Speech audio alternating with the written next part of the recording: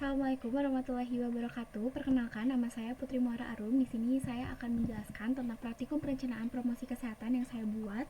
Saya mengambil data dari PHBS dan IKS. Ini adalah data PHBS dan IKS-nya.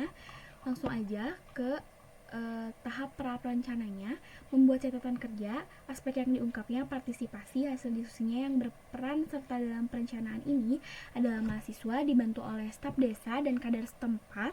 Waktunya 14 Juli sampai 14 Agustus, 1 bulan.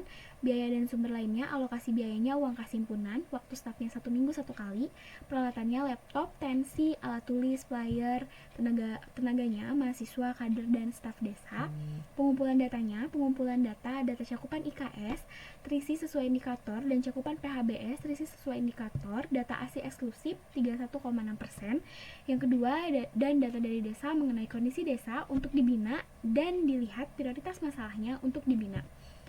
Pembuatan keputusannya, tahap 1 itu adalah tahap penentukan sasaran, tahap 2 itu adalah mencari mana yang akan diprioritaskan, tahap 3 itu melakukan rencana dan keputusan kunci yang harus dibuat di saat memperoleh gambaran bagaimana perencanaannya. Membuat rencana kerja, proses perencanaan, ada tahap proses perencanaan, ada stakeholder yang berperannya, batas waktu pelaksanaannya, sumber daya diperlakukannya, data yang harus ada, dan keputusan kunci yang dibuat. Yang tahap pertama ada pra-perencanaan, stakeholdernya adalah mahasiswa, 1 minggu waktunya, mahasiswa, staf desa, kader desa. Data yang harus adanya adalah data yang harus ada masalah yang terjadi di desa, tingkat masalah di desa. Keputusan kuncinya memperoleh gambaran bagaimana perencanaan di desa. Tahap 2-nya analisis situasi, stakeholdernya staf desa dan kader, batas waktunya 1 minggu, sumber daya yang diperlukannya mahasiswa, staf desa dan kader. Data yang harus adanya, situasi di desa mengenai masalah yang akan kita ambil, memperoleh dan menentukan prioritas masalah yang akan diambil. Tahap 3-nya perumusan tujuan, mahasiswa, waktunya 1 minggu. Data yang harus adanya, data mengenai kasus, adanya tujuan dan kegiatan yang akan dicapai. Tahap 4, perumusan program kegiatan dan indikator, mahasiswa, 1 minggu. Datanya mengenai kasus, merumuskan dan membuat kegiatan yang melibatkan seluruh masyarakat. Tahap 5-nya adalah penentuan sumber daya, biaya, ROK, dan jadwal. Mahasiswa 1 minggu, mahasiswa, staf desa, kader masyarakat setempat. Data terkait yang diambil, adanya rancangan untuk membuat struktur kepanitiaan. Tahap 6-nya review perencanaan, mahasiswa 1 minggu, mahasiswa, staf dan kader desa, kader dan masyarakat setempat. Data terbaru setelah perencanaan mulai diberlakukan. Sudah matangnya program ini dan siap dilaksanakan. Penyusunan rencana, evaluasi dan diseminasi, mahasiswa, staf desa, kader masyarakat setempat. Data terbaru setelah diadakan perencanaan dan dilihat apakah ada perubahan atau tidak selama berjalannya perencanaan. Bagaimana cara dan kapan dilaksanakan kegiatannya. Yang ketiga ada tahap analisis situasi, stakeholdernya mahasiswa. Pandangannya sangat miris karena banyak sekali ibu yang belum sadar akan pentingnya gizi yang diberikan pada anaknya. Harapannya semoga dengan diadakan perencanaan di desa ini bisa membuat perubahan, membuat desa ini menjadi lebih peduli kepada keseimbangan asupan gizi. Terapan peran stakeholdernya, peran mahasiswa, membuat perencanaan dan membuat desa menjadi lebih baik, dan tentunya didukung oleh staf desa dan kader untuk mendekati ke masyarakat, lalu dibantu oleh masyarakat untuk membuat rencana ini berhasil. Dan ini termasuk pendukung. Staf desa ini pandangannya sangat mahasiswa ini termasuk idenya jelas. Yang kedua itu adalah staf desa, pandangan sangat sedih karena sangat menginginkan masyarakatnya membuat masalah gizi menjadi turun dan ingin merubahnya. Peran staf desa untuk mendukung mahasiswa bertemu dengan masyarakat serta kader mendapat data dari kader untuk menganalisis. Ini pendukung. Kader juga adalah pendukung. Harapannya dengan perencanaan ini bisa membantu penanggulangan masalah yang terjadi di desa. Adapun catatan hasil telaah untuk bahan perencanaan program, cara sumber datanya, pengumpulan pendapat key stakeholder, hasilnya menjalankan perencanaan sesuai dengan yang direncanakan, literaturnya membuat masyarakat lebih peka terhadap masalah gizi, membuat masyarakat lebih peka kepada lingkungannya dan memberikan edukasi terhadap masyarakat. Data terkait kesehatannya, masih banyak masalah kesehatan yang harus dibenahi. Mandat tugas kewenangannya yang diberikan kepada organisasi membuat masyarakat lebih memikirkan kesehatan, membuat tujuan ini bisa berjalan sesuai yang diharapkan. Hasil analisis politik, ekonomi, environment, sosial, dan teknologi. Ekonomi melihat situasi yang ada saat ini, ekonomi yang kurang peka terhadap kesehatan tergolong rendah. Environmentnya, lingkungan di desa ini juga sangat kurang bagus karena kebanyakan masyarakat di desanya belum peka terhadap lingkungannya. Nah, sosialnya, di tingkat sosialnya masyarakat kompak, tapi masih ada juga yang acuh satu sama lain. Teknologinya karena ini di desa jadi masih kurang mengetahui nih tentang teknologinya. Kesenjangan informasinya di desa ini masih banyak yang minim tentang informasi dan mereka pun banyaknya tidak mau mencari tahu tentang informasi yang sedang ada dan sedang terjadi.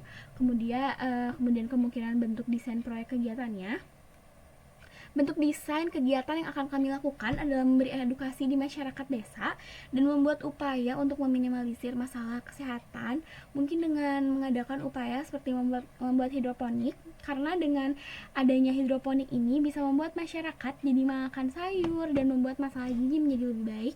Faktor pemungkinnya adalah faktor pemungkin adanya bantuan dari staf desa dan kader untuk mengecek ke lapangan nih lahan yang besar untuk membuat hidroponiknya ada atau enggak. Faktor penghambatnya mungkin masih banyak masyarakat yang acuh tentang program ini. Kesinambungan kegiatannya, agar kesinambungan kegiatan sebaiknya adanya peran masyarakat dan pemerintah setempat dalam melaksanakan kegiatan ini.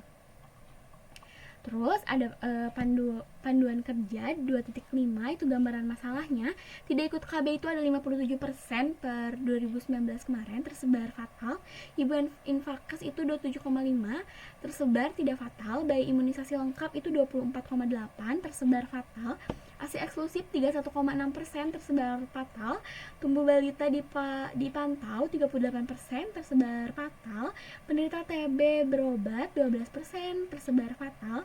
Penderita hipertensi berobat itu 23,5% tersebar fatal. Penderita jiwa berobat itu di 9,13 tersebar fatal. Merokok 25,9 tersebar fatal. JKN itu 53,8% tersebar tidak fatal. Air bersih 98,79% tersebar fatal. Jamban 76,8% tersebar fatal. Balita ditimbang 60% tersebar fatal. CPTS 72,7% tersebar tidak fatal. Berantas jentik nyamuk 57,1% tersebar fatal. Makan sayur buah tiap hari 61,0% tersebar tidak fatal. Aktivitas fisik tiap hari 96 tersebar tidak fatal. Adapun dari perumusan masalah prioritas ini kita menentukan nilai dari tidak ikut KB, besar masalahnya berapa, luas masalahnya berapa, fatalitas masalahnya berapa, kepedulian masyarakatnya berapa, dan teknologi tersedianya berapa, hingga akhirnya kita menemukan hasil perkaliannya lalu mengurutkan prioritasnya. Seperti ini ada tidak ikut KB, masalahnya 8, 5, 2, 6, 7, hasil perkaliannya 3.360 dan urutan prioritasnya adalah 14. Ibu infakes 54258 1615. Bayi imunisasi lengkap 97786 21168. Prioritasnya 2, ASI eksklusif 10 10 8 68 38 400. Ini adalah prioritas paling utama. Tumbuh balita dibantau 8 65 77 11.360 ini 6. Penderita TB berobat 98 755 15.120. Prioritasnya 5. Penderita hipertensi berobat 87867 dengan hasil perkalian 18.816. Urutan prioritasnya 14. Penderita jiwa berobat 87657 11.760 dengan urutan 7. Merokok 85745 5.600 dengan prioritas 13. JKN 766656 7.560 dengan urutan 14. 6 air bersih 98675 3. Jamban 876540. Balita ditimbang 88767 18.816 itu di 4. Prioritasnya CPTS 77656 5880 itu di 11. Berantas jentik nyamuk 67656 7.560 itu 9. Makan sayur buah 77456 5.880 itu di 12. Aktivitas fisik tiap hari itu 65434 1440 di 17. Nah, ada juga ini tulang ikan ini ASI eksklusif ada masalahnya. Yang membuat ASI eksklusif ini jadi terhendak di desa ini adalah pengetahuan ibu yang rendah, kurang kepekaan ibu, ibunya cuek, lingkungan tidak sehat, sibuk kerja nih orang tuanya, terlalu menyepelekan gizi anak, kurang mengetahui pentingnya gizi seimbang, dan jauh dari puskesmas. Nah, ada juga analisis determinan perilaku terkait masalah yang akan dipecahkan. Dari ASI eksklusif ini adalah tentukan perilaku ideal terkait masalah. Yang pertama adalah memberi ASI eksklusif dengan jumlah yang cukup. Anak ditimbang sebulan 1 kali ke posyandu. Memberikan ibu edukasi pentingnya ASI eksklusif untuk balita. Dan yang keempat adalah membuat anak menyukai ASI. Tentukan perilaku yang sekarang dilakukan, tidak diberikan ASI eksklusif dengan jumlah yang cukup. Jarang ditimbang karena orang tuanya sibuk. Analisis faktor-faktor latar belakang perilaku. Makanan yang ada kurang memenuhi gizi seimbang, kurang kepekaan orang tua tentang pentingnya ASI eksklusif. Analisa tahap adopsi perilaku sekarang dikaitkan dengan perilaku ideal. Knowledge-nya, ibu tidak mengetahui bahwa pemberian ASI eksklusif harus sampai usia 6 bulan. Skala analisa perilaku 4 kuadran. Perilaku penting diubah, membuat ibu sadar pentingnya ASI eksklusif, memberi ASI eksklusif dengan jumlah yang cukup. Perilaku kurang penting diubahnya, membuat anak menyukai ASI. Tentukan perilaku yang diharapkan. Perilaku membuat sadar ibu akan pentingnya memberi ASI eksklusif dengan jumlah yang cukup. Terus ada juga diagram 4 kuadran skala analisis perilaku yang tadi di tabel. Ada perilaku mudah diubah dan perilaku sulit diubah. Perilaku penting diubah membuat ibu sadar pentingnya ASI eksklusif. Perilaku kurang penting diubah dan membuat anak menyukai ASI. Memberi ASI eksklusif dengan jumlah yang cukup itu sulit diubah. Perilakunya padahal penting diubah. Untuk perumusan tujuannya, tujuan umumnya, tujuan ini untuk meningkatkan kesadaran ibu tentang pentingnya memberi ASI eksklusif kepada bayi sampai balita. Tujuan khususnya diharapkan ibu memberi ASI eksklusif selama 6 bulan. Tujuan khusus 2-nya diharapkan ibu menimbang anaknya tiap bulan. Tahap 4, perumusan kegiatannya diharapkan ibu memberi ASI eksklusif selama 6 bulan. Tujuan khusus 1, strategi pemberdayaan primer, meningkatkan kesadaran masyarakat akan pentingnya ASI eksklusif untuk anak. Primernya ibu yang memiliki anak dan calon ibu, ini sasarannya. Kegiatan-kegiatannya melakukan penyuluhan di masyarakat dan memberikan edukasi. Kemitraan, melakukan koordinasi dengan tokoh masyarakat dan kader setempat. Sekundernya masyarakat, tokoh masyarakat dan kader. Melakukan pemantauan apakah ibu sudah memberikan anak memberikan ASI eksklusif seperti yang sudah diberikan. Dan yang kedua melakukan event di mana event itu bekerja sama dengan orang gizi untuk memberi edukasi tentang ASI. Advokasinya membuat kerjasama antara petugas puskesmas, tokoh masyarakat dan kader. Tersiernya pemerintah setempat, mencari solusi dengan pemerintah setempat dan kader-kader dalam mengambil keputusan mengenai masalah ASI eksklusif di daerahnya. Tujuan khusus 2-nya, strateginya pemberdayaan yang meningkatkan kesadaran masyarakat akan pentingnya ASI eksklusif untuk anak. Sasarannya ibu yang memiliki anak dan calon ibu nih melakukan penyuluhan di masyarakat dan memberikan edukasi tentang pentingnya menimbang anak ke posyandu karena itu salah satu untuk mengontrol tumbuh kembang anak. Kemitraannya melakukan koordinasi dengan tokoh masyarakat dan kader setempat. Sekundernya masyarakat, tokoh masyarakat dan kader. Melakukan pemantauan apakah ibu sudah membawa anak ke posyandu untuk mengontrol tumbuh kembang anak. Yang kedua melakukan pemantauan terhadap posyandunya tuh buka nggak 1 bulan sekali. Advokasinya membuat kerjasama antara petugas puskesmas, tokoh masyarakat dan kader. Tersiernya pemerintah setempat. Kegiatannya memastikan kader-kader mengadakan posyandu. Nah, ini ada jenis sumber dayanya. Ada saya membutuhkan 11 orang. Alhamdulillah yang tersedianya 20 orang. Jadi lebih ya untuk bahan-bahan alat-alat, timbangan, alat ukur tinggi badan itu 2 buah, alhamdulillah cukup. Materi penyuluhan pentingnya ASI eksklusif, layar tentang ASI eksklusif itu 2 bahan kerja dan alhamdulillah semuanya terpenuhi. Gedung serbaguna, di sana ada 3 gedung serbaguna sedangkan kita hanya membutuhkan 2 tempat saja. Nah, untuk penyuluhan ini untuk perhitungan kebutuhan biaya, penyuluhan dari uang kas 250.000, cek kesehatan dana posyandu 200.000. Dan ini rencana pelaksana kegiatan. Penyuluhannya sasaran sekunder ibu yang mempunyai anak dan calon ibu untuk memberikan ASI eksklusif. Waktunya 10 Juni 2021. Penanggung jawabnya saya sendiri, Putri Muara. Mitra terkaitnya pemerintah setempat, cek kesehatan sasaran sekunder, menimbang mengecek tinggi badan anak 11 Juni 2021, kader pemerintahan setempat. Penyuluhan penyuluhannya minggu 1 sampai 3, minggu 1 dan minggu ketiga. Cek kesehatannya minggu kedua.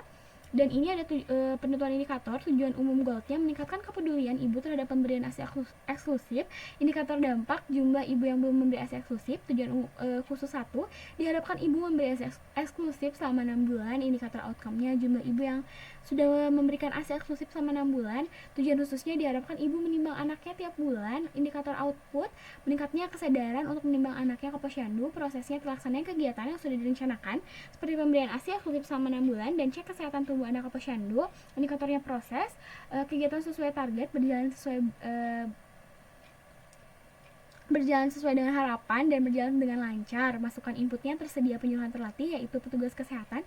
Indikator inputnya terlaksananya posyandu secara rutin. Adapun review perencanaannya, alhamdulillah semuanya sudah jelas dan sudah ada. Hanya ada satu yang tidak sesuai dengan tidak sesuai dengan keinginan, yaitu apakah ada keterkaitan kasual. Ini tuh ada masalahnya, jadi belum memadai. Yang lainnya alhamdulillah aman. Nah, cukup sekian presentasi dari saya. Mohon maaf apabila banyak kesalahan. Wassalamualaikum warahmatullahi wabarakatuh.